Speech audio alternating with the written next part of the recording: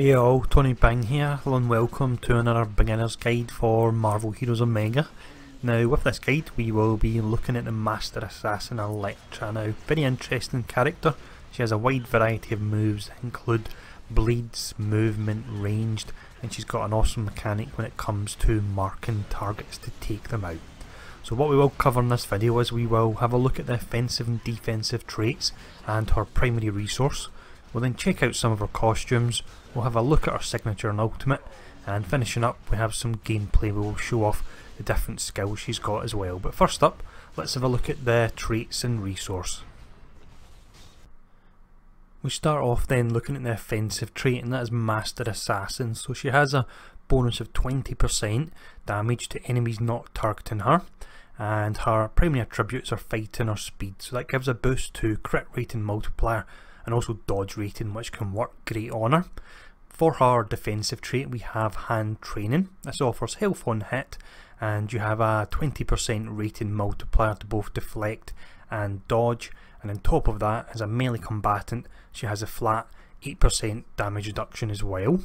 For her resource she has something known as stamina. Now this will regenerate at a flat rate of 10% per second. It doesn't pause while you're in combat, so what you want to do with this is you want to stack it and get to the point where it regenerates so quick, that 10%, that it's actually regenerating more than you're spending, and that way you can fire off all your skills. Now just before we look at the costumes we will actually check out a skill. I don't normally do this in this section, but this really is integral to how she plays. This is called Mark for Death, and with this you mark an elite or boss enemy, enabling various bonus effects on different powers when they're marked, and on top of that marked enemies take 25% extra damage from you. It's a really fun mechanic and it really plays up to the assassin playstyle that she has. But with that core of her covered, let's now have a look at some of her costumes. First costume we look at then is the classic red Elektra costume. This one really does look pretty nice.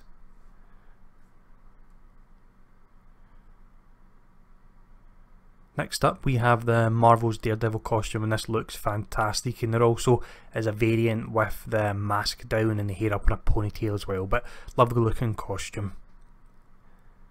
And then finally we have a costume from the Ultimate run, and this is a really great looking one as well. She looks pretty awesome in it.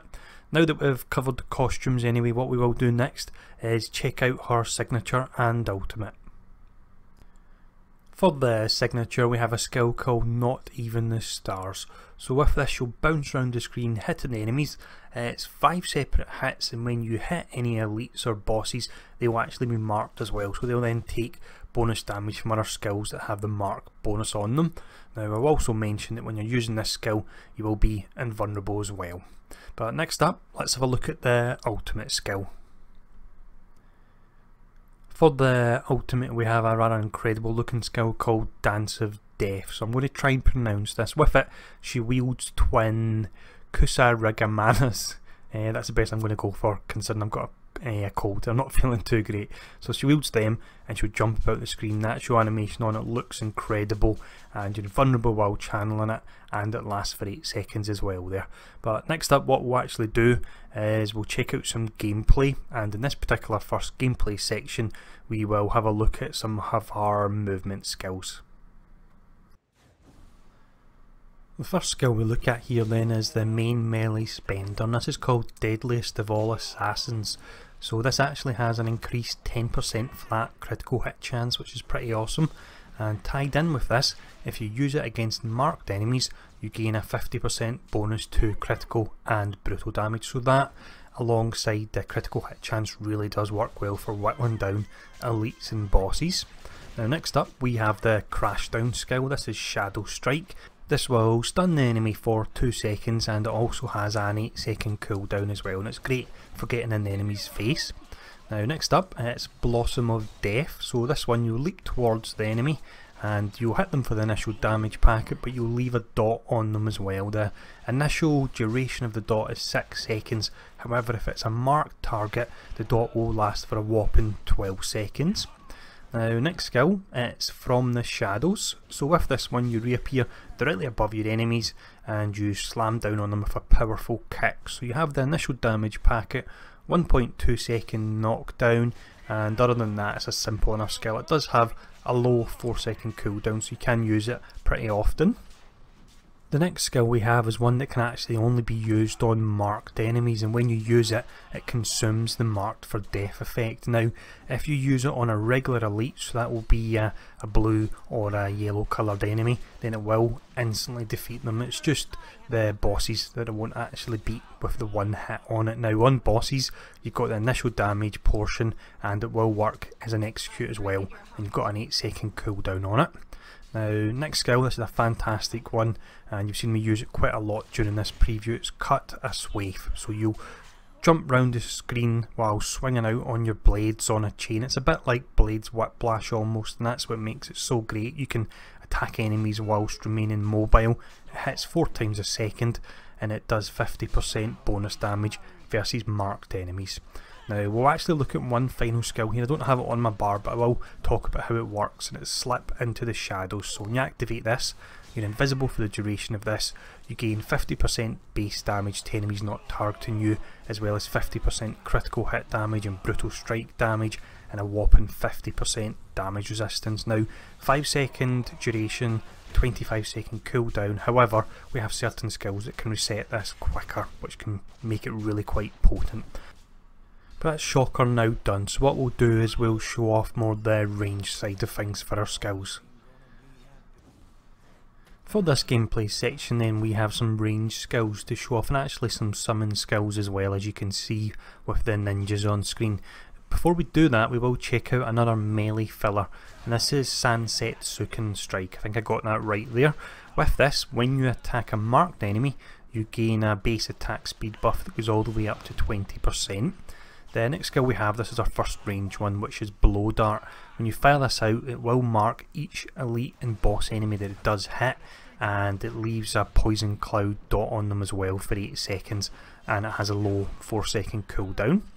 We then have Silent Scream, which is a pretty awesome move, and this one, it will, again like the move before, it will mark each elite and boss enemy hit with mark for death. It's got an irresistible stun of 2 seconds and a low 8-second cooldown, which makes it really powerful. Top of that, on PC it's got mental damage. I would imagine it'll probably have magic damage on console, so that opens up some hybrid gearing options for you. Next skill, another range one, this is Thrown Blade. So this one, like a skill we looked at in the movement melee segment, can only be used on marked enemies. It consumes the mark, but it does instantly defeat non-boss enemies, which is pretty great. It also works as an execute as well, with an 8-second cooldown. Next skill we have is one that calls in the ninjas, and this is At My Bidding. So with this, if enemies are actually marked, so you could use Blow Dart on them, you followed up with this, the actual marked enemies will be targeted by the ninjas, so it looks pretty awesome. Got an 8-second cooldown, and I'll quickly mention through talent you can get ninjas to be out and follow you around, as you can see on screen as well, so that's pretty fun there. But next skill, we've actually got a melee one here, and this is Clear the Air. So this will hit for 3 times, 8-second cooldown. When you hit a marked enemy, it weakens them and it slows them for 50% as well. And then final skill we look at for this gameplay segment is Wave of Shurikens. So this is a good trash clearing skill where you throw out, not surprisingly, a big wave of shurikens to take down the enemy. So let's fire off all these skills on Dr. Octopus. So you can see here, because I'm going stealth, the ninjas are actually pulling some aggro for me, which is really pretty useful.